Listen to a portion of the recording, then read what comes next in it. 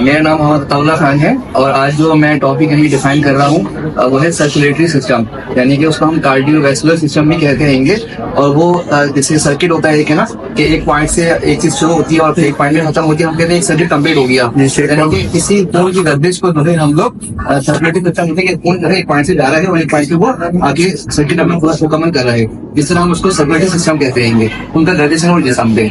उसमें जो वो सर्कुलेटरी सिस्टम में तीन चीजें बहुत अहम होती है। एक जी हार्ट हमारा, दूसरा जो है हमारी ब्लड और तीसरा वेसल्स। यानी कि हार्ट जो है वो हमें ब्लड को कैरी करता है, वेसल्स की जो हो उसमें प्रेशर लागे से मोटर एक होती है वो पंप करी होती है, इसमें हमारे पूरे जिस्म पे खून जो है वो जाता रहेगा। उसमें जो हमारी वेसल्स होती है, हमारे जो दिल का जो हिस्सा होता है हमारा, उसमें जैसे 4 चैम्बर होते हैं दिल के, तो लेकिन जो एक पॉइंट होता है जहाँ से खून जाता है आर्टरी से जाता है, उस चैम्बर को बोलते हैं लेफ्ट आर्टियम से दिल जब जाता है नीचे की तरफ टूवर्ड्स जाता है, जब नीचे तरफ जाता है तो वो ऑक्सीजन लेके जाता है और वो जो है न्यूट्रिएंट्स भी लेके जाता है हमारे पूरी जब औजा में टिश्यू की तरफ पहुंचाते हैं वहाँ पे। और फिर वो जब ये हमारे टिश्यूज में और औजा में जब पहुंचता है उस पॉइंट पे जब वो कनेक्ट होती है वेंस, उस कनेक्टिंग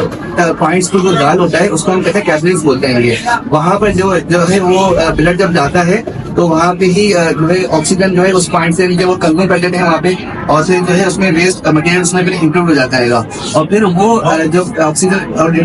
कैपिलरीज जब वो उसमें इस्तेमाल कर लेती है और फिर खाली जो खून में जो कार्बन डाइऑक्साइड वो छोड़ती है, फिर वो ब्लड जो है वेंस के थ्रू जो है हमारे ऊपर सिस्टम पे जाता है, जहाँ पे जाते हुए पूरे ब्लू रंग की वो हमें वेंस होती है जैसे डायग्राम में दिखाई जाती है। उस वेंस में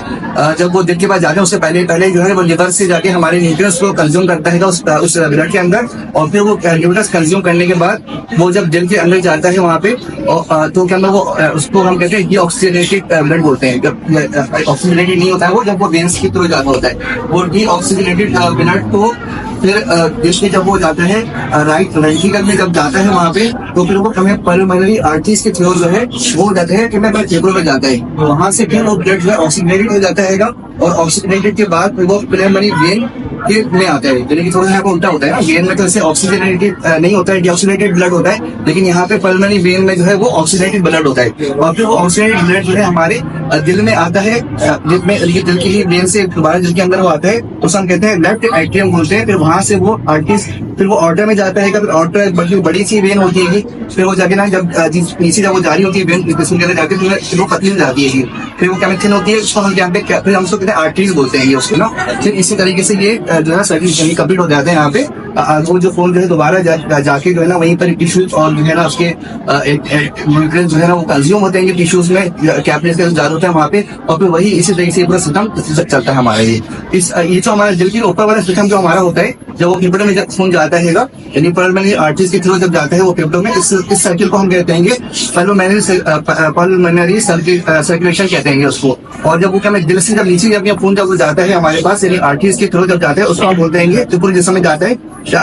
ऑक्सीजनेटेड जब ब्लड जाते हैं हमारे, उसको हम बोलते हैं सिस्टमैटिक सर्कुलेशन बोलते हैं। ये इस तरीके से मैंने एक नाम बता दिया आपको, तो ये हमारा जो है वो सर्कुलेटिंग सिस्टम चलाता है।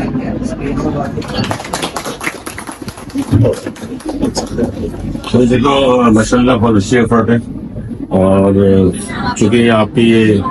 इस तरह से कह रहे हैं कि आपकी जो मैडम है निमरा डिस्पेंसरी के अलावा उन्होंने कुछ ऐसे टॉपिक शुरू किए हैं जिसके बारे में आप लोगों को नो होने चाहिए। जैसे सबसे पहले बात है सिस्टम क्या होता है, सिस्टम में जनरल पढ़ाया, फिर आहिस्ते आहिस्ते आपको अभी लेके आ रहे हैं, वाइटल स्किल भी लेके आ रहे हैं। तो बीइंग अ फार्मासिस्ट और बीइंग अ मेडिकल पर्सन ये तमाम चीजें आपको आनी चाहिए, क्योंकि जब आप इस तरह की बातें को अंडरस्टैंड करते हैं तो पता चल जाता है कि आपकी जो भी कोई अगर आप मिसाल के तौर पर उन्होंने बात की सर्कुलेटरी की, तो कार्डियोवैस्कुलर सिस्टम में जो दवाइयाँ इस्तेमाल हो रही हैं वो आपके जहन में भी आएंगी, हाइपरटेंशन की भी, दिल की रफ्तार की भी, और इसी तरह कुछ ऐसे मेडिसिन है जो कार्डियो प्रोटेक्टिव है या जो दिल को जो है वो बहुत ज़्यादा प्रोटेक्शन देती है, उस सिलसिले में भी जो है वो बहुत सारी मेडिसिन आपको सुन लेगी। बहुत अच्छी एफर्ट है और मैं चाहूंगा कि इस तरह की एफर्ट्स जो है वो और अच्छी करें, और तमाम अगली प्रेजेंटेशन जिसकी भी हो उसमें मजीद तैयारी के साथ। आपकी प्रेजेंटेशन माशाल्लाह बहुत अच्छी थी, और पहले जैसे आपने प्रेजेंट किया था और अब प्रेजेंट किया था उसमें काफी इम्प्रूवमेंट था और कंटेंट भी काफी क्लियर था इस दफा ना आपका। तो कंटेंट पे बात नहीं करूंगी, लेकिन आपकी प्रेजेंटेशन वाज वेरी गुड।